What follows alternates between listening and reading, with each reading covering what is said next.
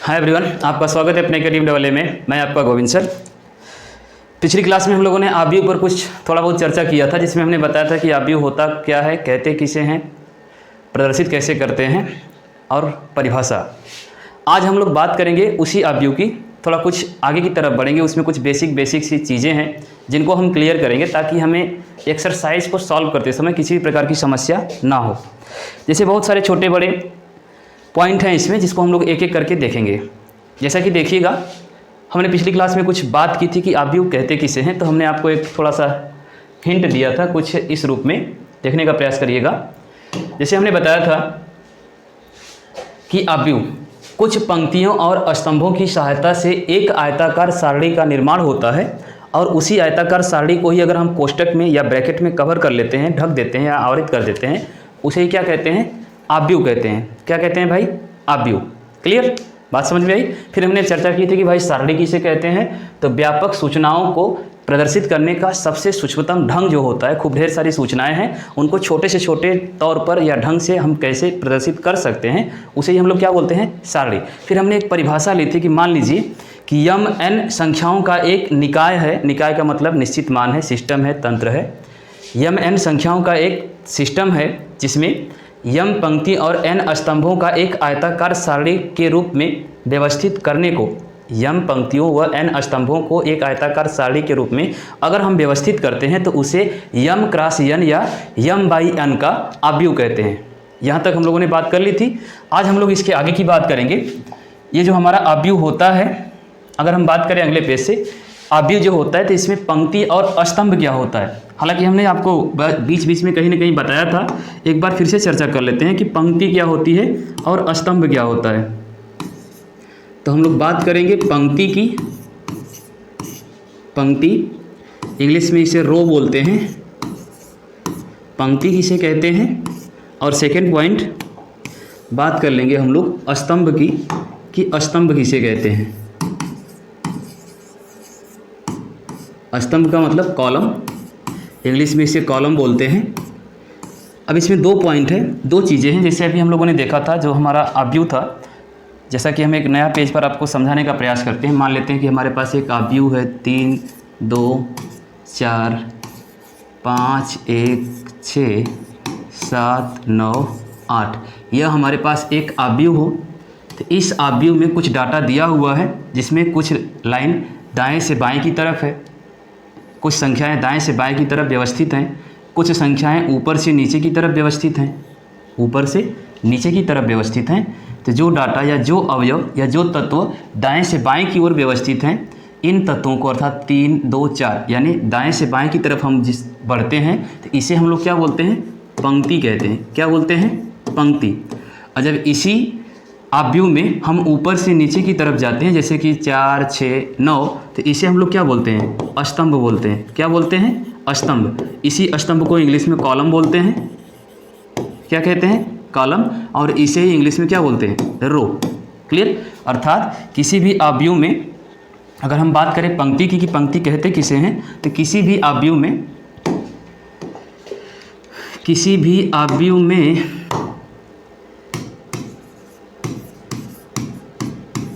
किसी भी आव्यूह में क्षैतिज लाइन को, क्षैतिज रेखा को ब्रैकेट में तत्वों को या अवयवों को जो दाएं से बाएं की तरफ हैं, क्षैतिज रेखा में हैं, तत्वों या अवयवों को या उनके क्रम को, उनके क्रम व्यवस्था को पंक्ति कहते हैं। क्या कहते हैं, पंक्ति कहते हैं। क्लियर, दिख रहा है। किसी भी आव्यूह में क्षैतिज रेखा ब्रैकेट में तत्वों या अवयवों को या उनकी क्रम व्यवस्था को ही क्या कहते हैं? पंक्ति। जैसा कि हमने यहाँ पर आपको दिखाने का प्रयास किया है कि यह जो है 3 2 4 5, इसे हम लोग क्या बोलते हैं? पंक्ति। यहाँ पर जो आपको दिख रहा है 5 1 6, इसे क्या बोलते हैं? पंक्ति। नीचे आपको दिख रहा है 7 9 9, इसे ही क्या बोलते हैं? पंक्ति। अर्थात इनको क्या बोलते हैं? जो आव्यूह में दाएं से बाएं की तरफ, आव्यूह में दाएं से बाएं की तरफ अर्थात दाहिने हाथ से बाएं हाथ या बाएं हाथ से दाहिने हाथ की तरफ जो संख्याएं या तत्व व्यवस्थित होते हैं, इनको एक क्रम में या एक लाइन में एक संरचना बनती है जिसे हम लोग क्या बोलते हैं? पंक्ति कहते हैं। और इसी में हम देखते हैं जो ऊपर से नीचे की ओर कुछ संख्याएं व्यवस्थित हैं। तो जो ऊपर से नीचे की तरफ संख्याएं व्यवस्थित हैं, इन संख्याओं के समूह को या इस व्यवस्था को क्या बोलते हैं? अस्तंभ कहते हैं। क्या कहते हैं? अस्तंभ। और इसे क्या कहते हैं? पंक्ति। क्लियर? तो बात समझ में आई कि आव्यूह में अस्तंभ किसे कहते हैं और पंक्ति किसे कहते हैं। इतना तो क्लियर हो गया होगा कि आव्यूह में जो बाएं से दाएं की तरफ संख्याएं व्यवस्थित होती हैं या तत्व उपस्थित होते हैं, अवयव व्यवस्थित होते हैं, उसे ही क्या बोलते हैं? पंक्ति कहते हैं। और जो ऊपर से नीचे की तरफ संख्याएं व्यवस्थित होती हैं आव्यूह में, ऊपर से नीचे या नीचे से ऊपर की ओर जो संख्याएं व्यवस्थित होती हैं, तत्व व्यवस्थित होते हैं, उसे क्या कहते हैं? अस्तंभ कहते हैं। जो ऊर्ध्वाधर होता है अस्तंभ, जो क्षैतिज होता है पंक्ति। क्लियर? अस्तंभ को इंग्लिश में कॉलम और पंक्ति को रो कहते हैं। उम्मीद है ये चीज़ आपको जरूर समझ में आई होगी। ठीक है, चलिए अगर अब हम बात करें अस्तंभ और कॉलम हो गया, मतलब अस्तंभ हो गया, पंक्ति हो गई, तो आगे चर्चा कर लेते हैं कि और क्या होता है आव्यूह में। जैसा कि हमने देखा कि तत्व होते हैं, अवयव होते हैं। अब तत्व और अवयव किसे कहते हैं? तो आव्यूह के अंदर जो संख्यात्मक मान होता है, आव्यूह के अंदर जो संख्यात्मक मान होता है उसे ही तत्व या अवयव कहते हैं। आव्यूह के अंदर जो भी संख्यात्मक मान होता है उसे ही तत्व या अवयव कहते हैं। जैसे कि यहाँ पर ये जो संख्यात्मक मान है ना 3 2 4 5 1 6 7 9 9, इसे ही क्या बोलते हैं? तत्व या अवयव कहते हैं। तो सीधा सीधा आव्यूह के अंदर जो संख्यात्मक मान होता है उसे ही तत्व या अवयव कहते हैं। क्लियर? उम्मीद है कि ये चीज़ें आपको जरूर समझ में आई होगी। बढ़ें आगे की तरफ। चलिए तो आगे हम बात कर लेते हैं आव्यूह का क्रम या कोटि। किसकी बात कर लेते हैं? आव्यूह का क्रम या कोटि। इसके लिए हम एक नया पेज ले लेते हैं और हम लोग बात करेंगे आव्यूह का क्रम या कोटि की। एक मिनट।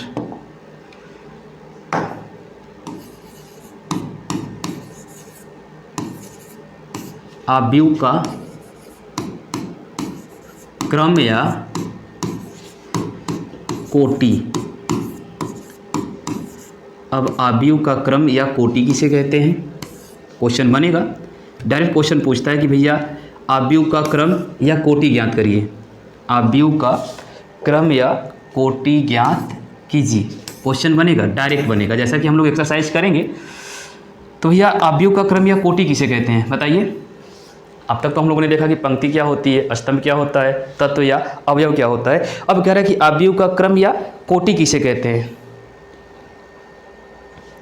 तो देखिएगा, आव्यूह का क्रम या कोटि आव्यूह के संख्यात्मक मान पर निर्भर करता है कि आव्यूह में कितनी पंक्तियां हैं, कितने रो हैं, कितनी पंक्तियां हैं, कितने स्तंभ हैं। पंक्तियों और स्तंभों में जो संख्यात्मक मान होता है उसके ऊपर निर्भर करता है आव्यूह का कोटि या क्रम। ऑर्डर ऑफ मैट्रिक्स, अगर आपसे क्वेश्चन बने कि ऑर्डर ऑफ मैट्रिक्स किसे कहते हैं, तो आव्यूह में जो संख्यात्मक मान होता है उस संख्यात्मक मान में जितने पंक्ति हैं, जितने रो हैं, वही क्या कहलाता है? आव्यूह का कोटि या क्रम कहलाता है। जैसे देखिएगा, अगर हम बात करें आव्यूह का क्रम या कोटि की, एक मिनट, वायर दब रहा है हमारा। चलिए, तो कह रहा है यदि आव्यूह में यम पंक्तियां और यन स्तंभ हो तो यम इंटू यन। आव्यूह में यम पंक्तियां यदि आव्यूह में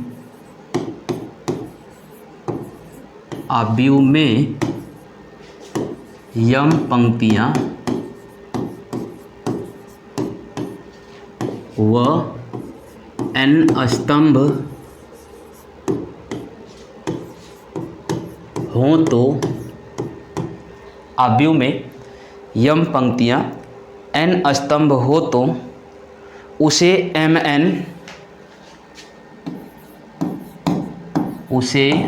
m क्रॉस n, यदि आव्यूह में m पंक्तियाँ व n स्तंभ हो तो उसे m क्रॉस n क्रम का आव्यूह या कोटि कहते हैं।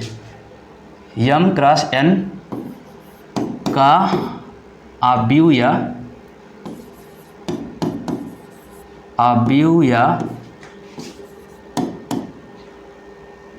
नहीं, m क्रॉस n क्रम का आव्यूह,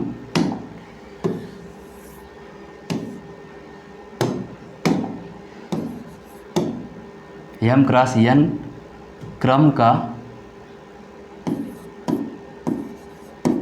आव्यूह या कोटि कहते हैं।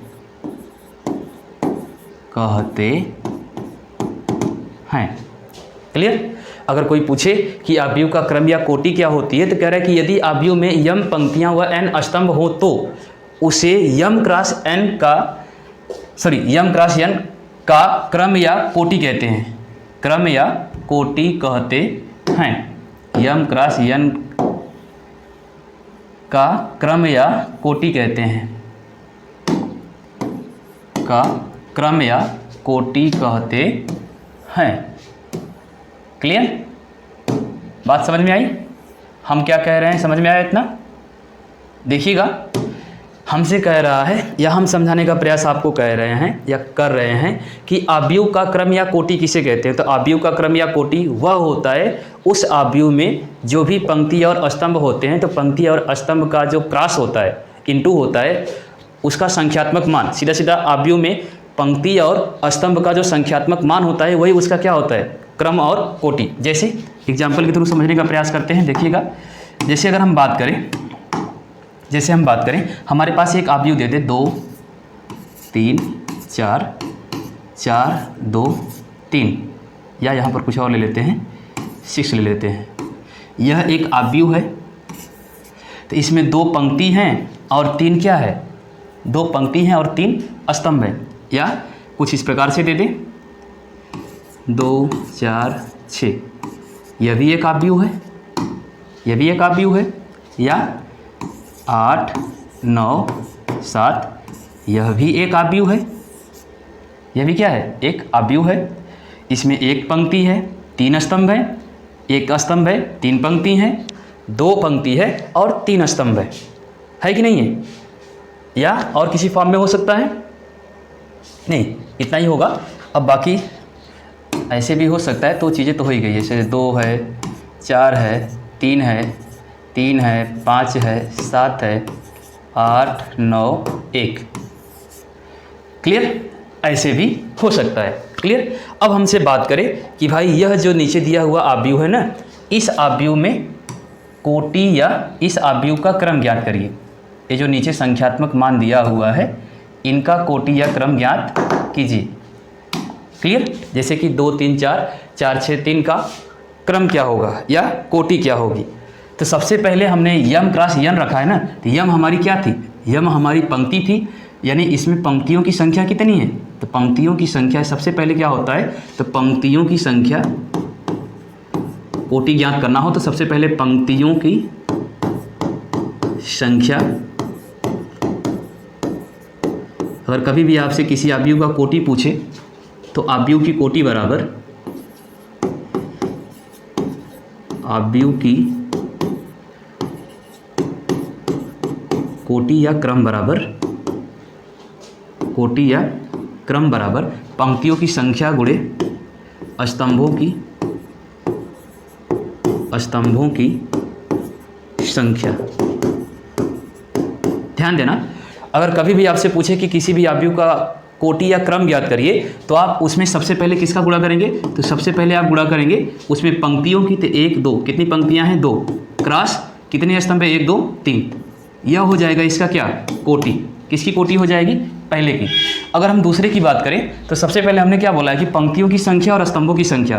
तो पंक्तियों की संख्या यहाँ पर कितनी है, 1, पंक्तियों की संख्या कितनी है, 1, और स्तंभों की संख्या 1 2 3, स्तंभों की संख्या कितनी है, 3, अर्थात इसका क्रम या कोटि क्या होगा, इस अवयव का क्रम या कोटि क्या होगा, तो इसका होगा 1 गुणे 3। इसका क्रम या कोटि क्या होगा, इसका क्या होगा, तो भैया इसका होगा 2 गुणे 3। क्यों? क्योंकि इसमें 2 पंक्तियां और 3 स्तंभ थे। इसकी अगर हम बात करें तो इसमें सबसे पहले पंक्ति की बात करें तो 1 2 3, कितनी पंक्तियां हैं, 3। तो 3 पंक्तियां हैं, पहले पंक्ति का गुणा करना है, फिर किसका, स्तंभ का। स्तंभों की संख्या कितनी है, एक ही स्तंभ है ना, इस अवयव में 1 स्तंभ है और 3 पंक्तियां हैं, तो इसकी क्रम या कोटि क्या होगी, 3 गुणे 1। उसी प्रकार अगर हम इसकी बात करें तो इसमें कुल कितनी पंक्तियां हैं, 3, कितने स्तंभ हैं, 3, अर्थात यह 3 गुणे 3 होगा। ऐसे ही कोई भी आपसे डाटा दे देगा, अवयव का कोई भी डाटा देगा और आपसे पूछेगा कि भाई इस अवयव की क्रम या कोटि ज्ञात कीजिए। जैसा कि हमने आपको यहाँ पर एग्जाम्पल के थ्रू समझाने का प्रयास किया है कि अवयव की कोटि क्या होती है, तो पंक्तियों की संख्या गुणे स्तंभों की संख्या, अर्थात पंक्तियों की संख्या क्रॉस स्तंभों की संख्या। क्लियर?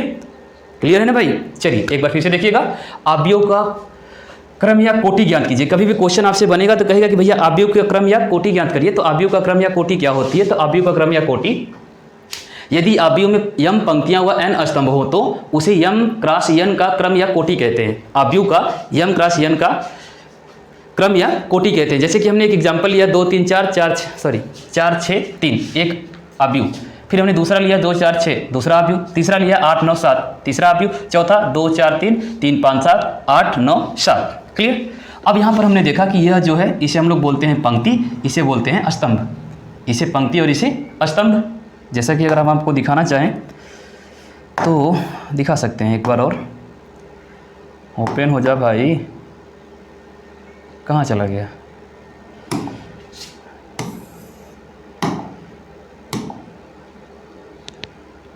देखिएगा यह है हमारी पंक्ति, यह क्या है, पंक्ति है, दाएं से बाएं क्या है, पंक्ति है, तो यह पंक्तियों की संख्या गुणे, फिर साइड में क्या है, स्तंभ है, साइड में क्या है भाई, स्तंभ है, तो गुणे स्तंभों की संख्या, किसकी संख्या, स्तंभों की संख्या। उसी प्रकार यहाँ पर भी यह पंक्ति है, पंक्ति है, फिर क्या है, यह स्तंभ है, एक स्तंभ, दूसरा स्तंभ और तीसरा स्तंभ, है कि नहीं है। तो एक ठो पंक्ति थी तो 1 गुणे 3, 3 ठो क्या है, स्तंभ है। उसी प्रकार हमने यहाँ पर देखा तो एक ही स्तंभ था, स्तंभ कितने थे, 1, लेकिन पंक्तियों की संख्या कितनी थी, 1 2 3, अर्थात 3 गुणे 1, 3 ठो पंक्ति थी और 1 ठो क्या था, स्तंभ था। उसी प्रकार लास्ट में हम लोगों ने देखा तो यहाँ पर 3 ठो पंक्तियाँ थीं, क्या थे, 3 ठो पंक्ति थी, तो 3 गुणे कितने स्तंभ थे, तो 3 ठो स्तंभ थे। कितने स्तंभ भाई, 3 ठो क्या थे, स्तंभ। इसलिए इसकी कोटि क्या है, इस अवयव की कोटि क्या है, 3 गुणे 3, 3 ठो पंक्तियाँ और 3 ठो स्तंभ। क्लियर? बात समझ में आई? चलिए तो आगे बढ़ें। उम्मीद है कि अगर आपसे प्रश्न पूछेगा, अगर बोर्ड में क्वेश्चन बने किसी अवयव का क्रम या कोटि ज्ञात कीजिए, तो उम्मीद करते हैं कि आप लोग इस क्लास के बाद आप उसे बता पाएंगे। क्लियर है? चलिए आगे बढ़ते हैं। अच्छा, कभी कभी यहाँ पर एक जैसे छोटा सा शॉर्ट नोट हम लोग ले लेते हैं। जैसे कि आपसे अगर क्वेश्चन बन जाए, क्या क्वेश्चन बनेगा, जैसे अगर कहेगा कि क्या अवयव के अंदर जो राशियाँ होती हैं, जो पंक्तियाँ या स्तंभ होते हैं, उनकी संख्या सदैव बराबर होती है? तो ऐसा नहीं है। यह क्वेश्चन अगर बन जाए कि भाई एक अवयव में पंक्तियों और स्तंभों की संख्या फिक्स होती है, तो ऐसा नहीं है। जैसा कि आपके सामने हमने एग्जाम्पल प्रस्तुत किया है, इसमें 2 पंक्ति हैं 3 स्तंभ है, 1 पंक्ति है 3 स्तंभ है, 1 स्तंभ है 3 पंक्ति हैं, 3 स्तंभ है 3 पंक्तियां हैं। हमने विभिन्न प्रकार के विभिन्न प्रकार के अवयव को आपके सामने प्रस्तुत किया है। तो इस एग्जाम्पल के थ्रू भी आप समझ सकते हैं कि भाई किसी भी अवयव में पंक्तियों और स्तंभों की संख्या निश्चित नहीं होती है। क्या होती है? निश्चित नहीं होती है। इस चीज़ का आपको ध्यान रखना है कि किसी भी अवयव में पंक्ति और स्तंभों की संख्या निश्चित नहीं होती है। कोई अगर टीचर आपसे या कोई क्लास में आपसे स्टूडेंट कभी पूछे कि भाई क्या अवयव में पंक्ति और स्तंभों की संख्या निश्चित होती है, उसकी कोटि ज्ञात करने के लिए अगर किसी अवयव की कोटि हमें निकालनी हो तो उसमें पंक्ति और स्तंभ की संख्या फिक्स होनी चाहिए, ऐसा कुछ नहीं है। उसमें पंक्ति और स्तंभ जितना भी दिया हो उससे आपको कुछ लेना देना नहीं है। बस आपको एक फार्मूला याद रखना है कि भैया अगर हमसे पूछ ले, क्या पूछ ले, अगर हमसे कोटि पूछ ले, अवयव की क्या पूछ ले, कोटि, तो तो हम जानते हैं कि पंक्तियों की संख्या गुणे स्तंभों की संख्या, वही इसका क्या कहलाएगा, कोटि या क्रम कहलाएगा। जैसे हमने यहाँ पर 4 एग्जाम्पल लिया था और इन 4 एग्जाम्पलों के थ्रू हमने 4 प्रकार की कोटि या क्रम निकाल के आपके सामने रख दिया। अगर इतना आप कर पाते हैं तो यहाँ से आपको कोई भी टीचर या स्टूडेंट कहीं से भी, कहीं का भी यूनिवर्सिटी आ जाए, आपको गुमराह नहीं कर सकती है। क्लियर? चलिए, तो एक शॉर्ट नोट बना ही लेते हैं, यहाँ पर लिख लेते हैं, यहाँ पर लिख लें या अगला पेज ले लें, अगला पेज ले लेते हैं। चलिए अगला पेज लेंगे और शॉर्ट नोट बनाएंगे। शॉर्ट नोट क्या बनेगा हमारा, तो यह बनेगा, यह आवश्यक नहीं है कि आव्यूह के अंदर पंक्तियों स्तंभों की संख्या बराबर हो। लिख लेते हैं भाई, कलर थोड़ा इस्तेमाल कर लेते हैं। दिख रहा है यह वाला कलर, दिख रहा है? चलिए 2 ही कलर इस्तेमाल करते हैं। हाँ, तो हमारा शॉर्ट नोट क्या है, हमारा शॉर्ट नोट है कि यह आवश्यक नहीं है, यह आवश्यक नहीं है कि, क्या आवश्यक नहीं है भाई, कि आव्यूह में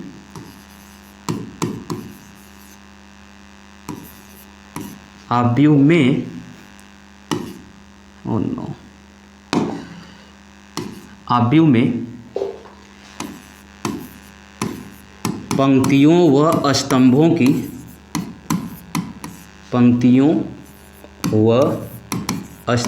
की यह आवश्यक नहीं है कि आव्यूह में पंक्तियों व स्तंभों की संख्या बराबर हो,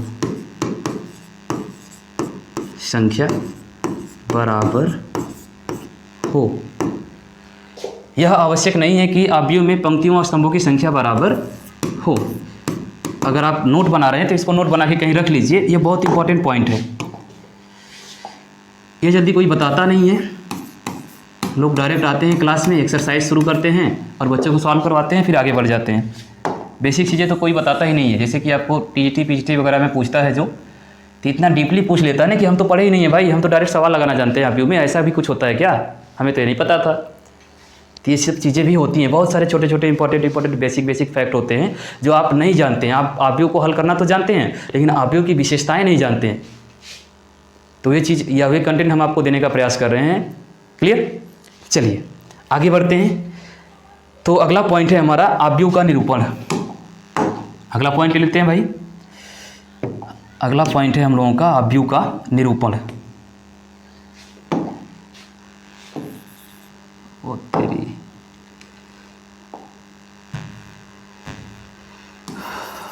आव्यूह का निरूपण।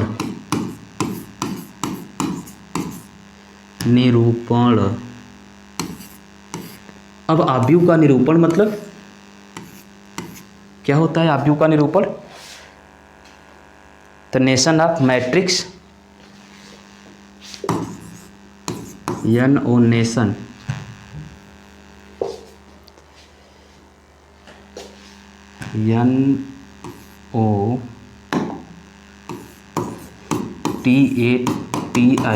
NOTATION nation of matrix.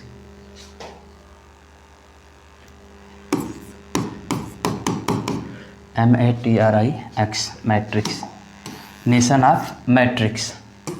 चलिए, तो अगला पॉइंट है हम लोगों का नेशन ऑफ मैट्रिक्स, आव्यूह का निरूपण। निरूपण की शाब्दिक अर्थ की अगर हम बात करें तो भाई साहब सबसे पहले हमको ये बताइए कि निरूपण मतलब होता क्या है? किसी चीज़ का निर्माण करना, क्या किसी चीज़ का निर्माण करना, आव्यूह का निर्माण करना, निरूपण मतलब तो यही लग रहा है। तो सबसे पहले अगर हम बात करें कि आव्यूह का निरूपण होता क्या है, कहते किसे है, कैसे पता चलेगा कि भैया आव्यूह का निरूपण कैसे होगा? क्वेश्चन तो आ गया, आव्यूह का निरूपण करिए, कैसे करेंगे? चलिए देखिएगा, अगर हम बात करें आव्यूह के निरूपण की तो आसान शब्दों में एकदम छोटा सा लल्लू सा पॉइंट है यार, कुछ नहीं था इसमें। आव्यूह का निरूपण कहने का मतलब आव्यूह को निरूपित करना, प्रदर्शित करना, इंडिकेट करना, इशारा करना। क्लियर? तो आव्यूह को कैसे निरूपित करेंगे? मतलब क्वेश्चन अगर हमसे दे दे या कह दे कि हम एक अवयव बोल रहे हैं, आप इसको निरूपित करिए, मतलब निरूपित करिए, प्रदर्शित करिए, व्यक्त करिए।